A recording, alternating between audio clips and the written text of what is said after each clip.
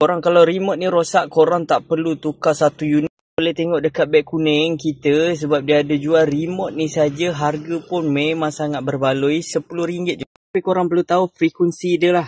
Yang mana aku guna ni adalah MyV lama. Dia menggunakan 315 MHz. 315 MHz korang. Okay, dia ada pelbagai jenis lah. Korang boleh tengok sendiri. And then kalau korang tak tahu, korang boleh komen jenama kereta korang. And then tahun bila. Kalau nak pair dia senang saja korang. Nak aktifkan dia ni. Okay, kita ajar Okay.